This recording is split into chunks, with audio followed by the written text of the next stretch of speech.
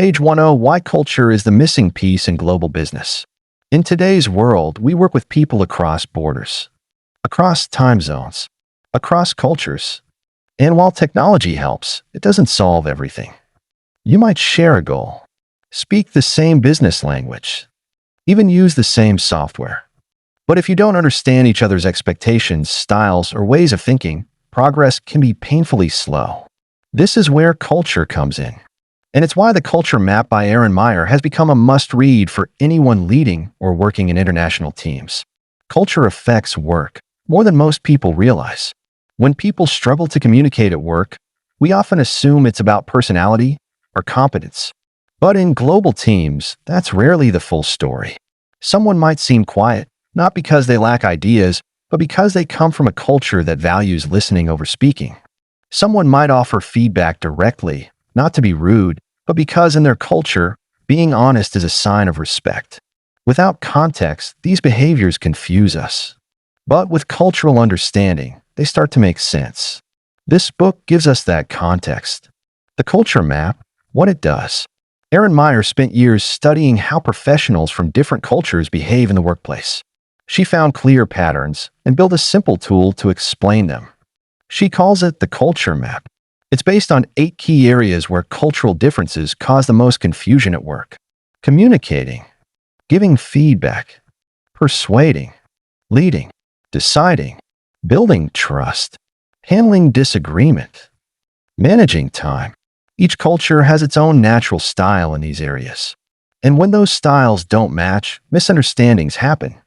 The Culture Map helps you spot these differences early and respond in a way that works. What makes this book different? This isn't a list of do's and don'ts. It's not about memorizing customs or trying to act local. It's about thinking more clearly and more openly. It's about asking better questions. Why do they prefer to talk one-on-one? Why didn't they say no directly? Why do they wait for the boss to speak before sharing ideas? And once you ask those questions and understand the answers, everything starts to work more smoothly. What to expect next? The next pages will take you through all 8 areas of the Culture Map, one by one. Each page will explain how these differences show up, and more importantly, what to do about them. Page 2. Communicating, low context versus high context. Every conversation has 2 parts, what's said and what's meant. In some cultures, those 2 things match exactly. In others, much of the message is hidden between the lines. This is where Erin Meyer's first cultural scale comes in, low context versus high context communication. What is low context communication? In low context cultures, people say what they mean, clearly and directly. The message is in the words. Nothing is left to guesswork. You'll hear statements like, "That won't work. Let's fix it before Friday. I disagree, here's why." The communication style is simple, transparent, and explicit. If the speaker isn't clear, that's considered a failure. Countries that follow this approach include the United States, Germany, Australia, Canada, the Netherlands. In these cultures, clarity is a sign of respect. People value being honest, straightforward, and efficient in how they communicate. What is high-context communication? In high-context cultures, communication is more layered. What's said out loud is only part of the message. The rest comes from tone, body language, timing, and what's not said. You might hear, "That could be difficult," which might actually mean no. "Let's think about it," which might mean we won't do it. Silence, which could mean disagreement, discomfort, or waiting for you to speak. In these settings, directness can be seen as rude or insensitive. Politeness, subtlety, and reading the room are considered important skills. Countries with high-context cultures include Japan, China, Saudi Arabia, Korea, Indonesia, Nigeria. In these places, it's not just what you say, it's how you say it. And sometimes, if you say it at all. The risk of misunderstanding. Now imagine a German manager gives detailed, blunt instructions to a Japanese team. The team nods politely, even though they have questions. The manager walks away thinking everything is clear. The team walks away unsure, but too polite to push back. No one is trying to cause confusion. But without realizing it, they're speaking completely different communication languages. This is a common challenge in global business. And without cultural awareness, it creates stress, mistakes, and lost time. How to adapt? If you're from a low-context culture working with a high-context team, pay attention to nonverbal cues. Don't mistake silence for agreement. Ask open-ended questions to invite honest feedback. Follow up privately, if needed, to clarify intent. If you're from a high-context culture working with a low-context team, be more direct when clarity matters. Spell out your concerns. Don't assume they'll read between the lines. Practice giving simple, clear answers, even if it feels unnatural at first. The goal: clear, respectful communication. You don't need to change your culture, but you do need to understand theirs. And when you adjust your style, even just a little, communication becomes smoother, and misunderstandings become less frequent. Up next is another common point of confusion: how people give and receive feedback. Let's continue to page 3, evaluating direct versus indirect negative feedback. Page 3, evaluating direct versus indirect negative feedback. Sooner or later, in every professional setting, someone has to give feedback. Sometimes it's about a missed deadline. Other times, it's about the quality of work. How that feedback is delivered and how it's received varies widely across cultures. Erin Meyer's second scale explains this clearly: direct versus indirect negative feedback. Direct feedback cultures. In direct cultures, people believe the best way to solve a problem is to talk about it openly, directly, honestly. If something isn't working, they'll say so. If your report is flawed, they'll tell you right away. Phrases like, "This needs improvement," "That's not good enough," "You didn't follow instructions." These aren't meant to offend. They're meant to help. The goal is clarity, efficiency, honesty. Countries that follow this approach include Germany, Netherlands, Israel, Russia, Denmark. In these cultures, feedback is a tool for progress. Sugarcoating the truth is often seen as a waste of time. Indirect feedback cultures. In indirect cultures, people give feedback more carefully. The goal is to avoid embarrassment, protect relationships, and show respect. Instead of saying, "This is wrong," someone might say, "It's a good start. We might want to take another look at this. Maybe we could explore other options." You're expected to read between the lines. And often, silence itself is a form of disapproval. Countries that tend to use indirect feedback include Japan, Indonesia, Thailand, Saudi Arabia, Ghana, Mexico. In these cultures, criticism delivered too bluntly can cause people to lose face, damaging both trust and teamwork. The problem with crossing styles. When a direct speaker gives feedback to someone from an indirect culture, it can feel harsh, even insulting. When an indirect speaker gives feedback to someone from a direct culture, it may go completely unnoticed. Both sides think they're being helpful. But without cultural awareness, the message gets lost. How to adjust your feedback style. If you're from a direct feedback culture, lower your intensity, especially in public settings. Soften your tone. Choose your words with care. Provide context. Explain your intent. "I'm sharing this to help you grow, not to criticize you personally." If you're from an indirect feedback culture, be more clear when the stakes are high. Use gentle words, but don't hide the message. Follow up in writing to make sure your feedback was understood. And above all, match your feedback to the culture of the listener, not just your own style. Final thought. Feedback builds or breaks trust. Feedback isn't just about fixing mistakes. It's about showing that you care enough to help someone improve. But if the feedback is misunderstood, or too harsh or too vague, it does the opposite. It creates fear, resentment, silence. The more you adapt your feedback style to your audience, the more your team will grow. Next up, we'll look at how people are persuaded and why logic doesn't always look the same everywhere. Page 4, persuading. Principles first versus applications first. How do people build a convincing argument? How do they make a case, present an idea, or explain why something matters? The answer depends heavily on culture. That's what Erin Meyer explores in her third scale, Persuading, Principles First versus Applications First. Principles First Reasoning. In Principles First cultures, people begin with theory, concepts, or big ideas. They believe that before making a decision, you should understand the underlying reason, the why behind it. They might explain, "Let me walk you through the logic first." This recommendation is based on these foundational ideas. We begin with a framework, then apply it to the situation. This style is common in France, Italy, Germany, Russia. In these cultures, building the argument step by step, from concept to application, is considered intelligent and persuasive. It shows depth, structure, serious thinking. Applications First Reasoning. In applications first cultures, people prefer to start with practical examples, data, or stories. The focus is on what works, not on explaining abstract logic. You'll often hear, "Here's what we did last time, and it worked. Let me show you the results." Let's go straight to the case study. This is the preferred approach in the United States, Canada, Australia, the United Kingdom. In these cultures, theory is useful, but only if it helps explain something real. If the idea works in practice, it's seen as valid. If it's just theory, people may not listen. What happens when styles clash? Imagine a French consultant presenting to an American team. She starts with theory, outlines the logic, and slowly moves toward recommendations. The Americans grow impatient.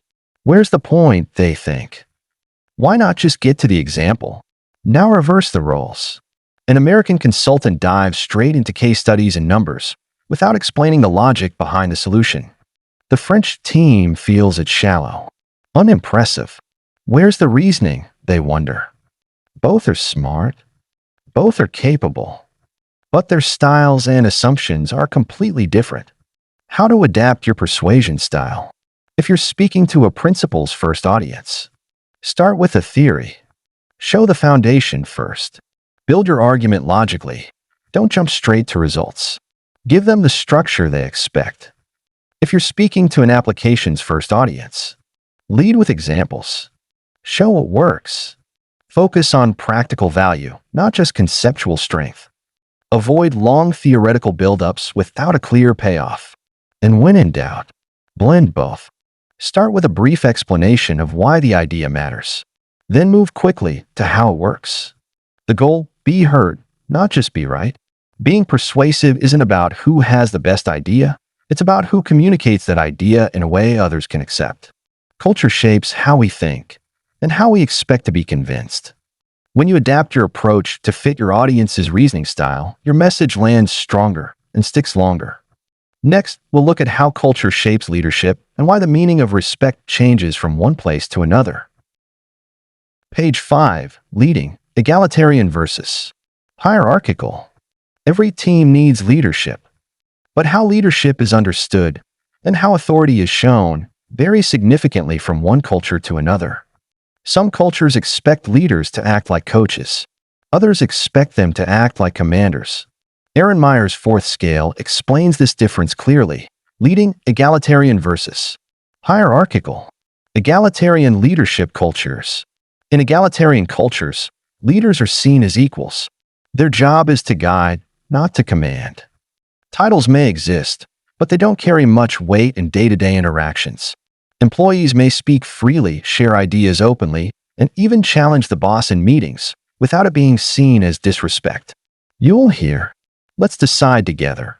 Everyone's input matters. Call me by my first name." This approach is common in Denmark, Sweden, Netherlands, Australia, Canada. In these cultures, good leaders are approachable, collaborative, and humble. Hierarchical leadership cultures. In hierarchical cultures, leaders are expected to show clear authority. Respect is tied to position. The leader speaks, others listen. Decisions often flow from the top. Formality matters. People may wait to be invited before offering input. Questioning the boss in public might be seen as disloyal or even offensive. Common phrases include, "Please address your questions through your supervisor." "Let's wait for the director's view." "We'll defer to senior leadership." This approach is typical in China, India, Nigeria, Japan, Mexico. In these cultures, strong leadership is associated with structure, control, and formality. What happens when cultures collide? Imagine a Dutch manager assigned to lead a team in Nigeria. She expects open discussion, flat hierarchy, informal communication. But the Nigerian team expects strong direction. They wait to be told what to do. They avoid contradicting her out of respect. She thinks they're passive. They think she's unclear. Or imagine a Japanese executive working with a Swedish team. He expects deference and structure. But the Swedes speak to him like a peer and expect to make decisions together. Without awareness, both sides feel uncomfortable and frustrated. How to adapt your leadership style? If you're from an egalitarian culture working with a hierarchical team, show respect for titles and seniority. Be more formal in tone and structure. Understand that silence may mean respect, not disengagement. If you're from a hierarchical culture working with an egalitarian team, invite discussion, even from junior staff. Don't mistake informality for a lack of discipline. Make space for shared decision-making where possible. Remember, adjusting doesn't mean giving up your values. It means leading in a way others can follow. The takeaway: respect looks different across cultures. In some cultures, speaking up shows confidence. In others, it shows disrespect. In some teams, you earn trust by being one of the group. In others, you earn it by staying above. Leadership is not one size fits all. The more you understand how authority is viewed, the better you lead across borders. Up next is a natural follow-up: how decisions are made and why consensus means different things in different places. Page 6: Decision-making, trust, disagreement, and time extended. The final 4 scales of the culture map touch on what Erin Meyer calls the execution phase of work. These dimensions determine how teams make decisions, how trust is earned, how differences are handled, and how time is treated, all of which shape your ability to move projects forward. Deciding: consensual versus top-down. In consensual cultures, such as Japan or Sweden, decisions are made collectively. The team discusses, reflects, and debates before anything is finalized. The leader facilitates, but does not dictate. The idea is, when everyone agrees, execution will be smoother. This approach may feel slow at first, but it creates strong commitment. People stick to the plan because they help create it. On the other hand, in top-down cultures such as China, Nigeria, or many U.S. companies, the boss is expected to decide swiftly. Input may be considered, but the leader carries the weight of the decision. Quick choices signal confidence and leadership. Conflict arises when these two styles meet. A consensual culture may see a fast decision as careless. A top-down culture may view slow consensus as indecisiveness. What to do? Define the process up front. Say clearly, "I will make the final call, but I want your input first." Or, "We'll agree as a group, and then we'll move forward together." That one conversation can prevent weeks of tension. Trusting, task-based versus relationship-based. Trust drives collaboration. But what builds trust? That depends on culture. In task-based cultures like the US, Germany, or the UK, trust is built by showing competence. You do your job well. You meet deadlines. You deliver. That's enough. In contrast, in relationship-based cultures such as Brazil, India, or China, trust is personal. Before you do business, people want to know who you are. Can they count on you? Will you support them? In these settings, jumping straight into contracts or deadlines may feel cold. It signals you don't value the relationship. This difference explains why some negotiations stall. The task-focused side keeps asking, "When will we start?" The relationship-focused side is thinking, "Why are they in such a rush? We haven't built any trust yet." How to navigate it? Adjust your pace. Make time for informal interaction, even in virtual settings. Take the call. Ask personal questions. Listen. Be human. In relationship cultures, work flows through trust. No trust, no progress. Disagreeing, confrontational versus avoids confrontation. In some cultures, disagreement is healthy. In others, it's a risk. In confrontational cultures like France, Israel, or Germany, challenging ideas is seen as a sign of strength. You don't grow without debate. People may raise their voice, interrupt, say no, and expect to be challenged right back. In non-confrontational cultures such as Japan, Thailand, or many West African nations, disagreement is avoided, especially in public.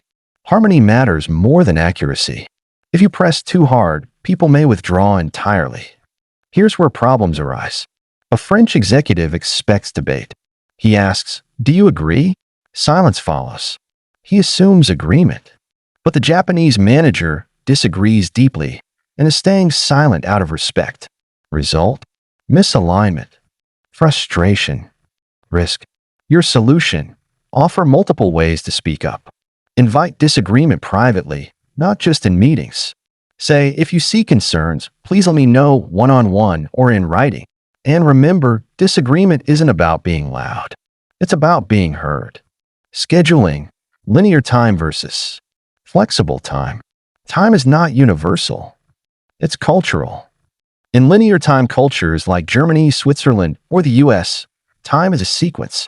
You do one thing after another. You stick to the plan. Being late is seen as unprofessional.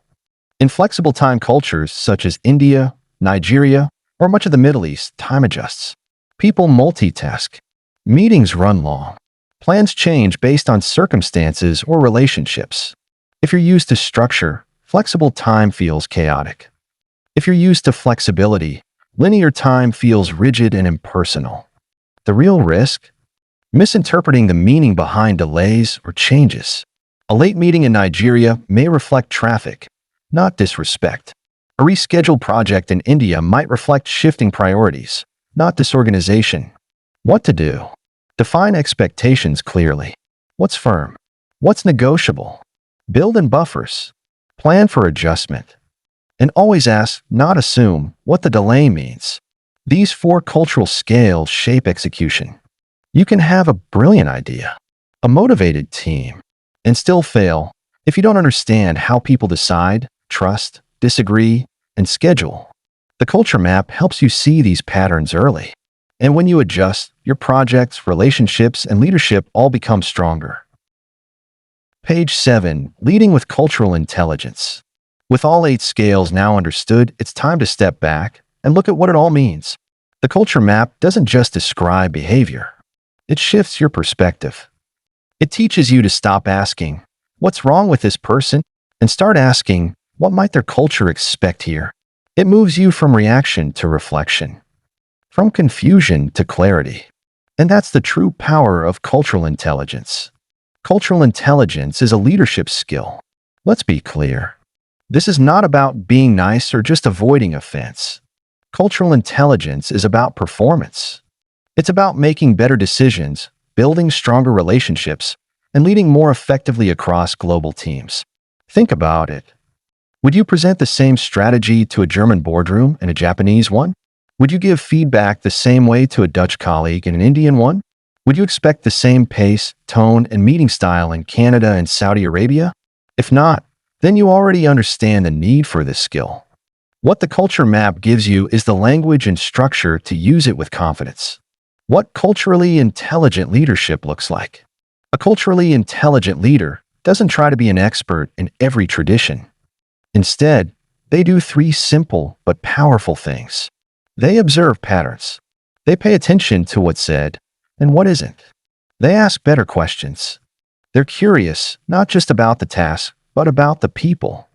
They adapt their approach, not to lose themselves, but to meet others halfway. For example, when leading a meeting in a high-context culture, they allow pauses. They don't rush silence. When giving feedback in a relationship-based culture, they start with connection before correction. When managing across time zones, they clarify expectations about deadlines, availability, and flexibility. Each action is small, but the impact is massive. Because when people feel understood, they work better. When they feel respected, they trust faster. And when they feel safe, they contribute more. The long-term value of cultural intelligence. In a world where teams stretch across cities, countries, and continents, cultural understanding is no longer a soft skill. It's a strategic advantage. It reduces friction. It increases speed. It prevents expensive mistakes. And it protects relationships that take years to build, but seconds to lose. Whether you're hiring across borders, launching in new markets, or leading multicultural teams, the insights from the culture map prepare you for a world that rewards awareness and punishes ignorance. Final thought. Use the map, but lead with mindset. The 8 scales are not a recipe. They're not static. Cultures evolve. Individuals differ. But what remains true is this. Everyone wants to feel heard. Everyone wants to feel respected. And everyone wants to succeed. Cultural intelligence helps you make that possible. Across borders, across languages, and across expectations. It starts with awareness. It grows through practice. And it leads to trust, impact, and results. This is the mindset of a global leader. And now it's yours to use. That is the end.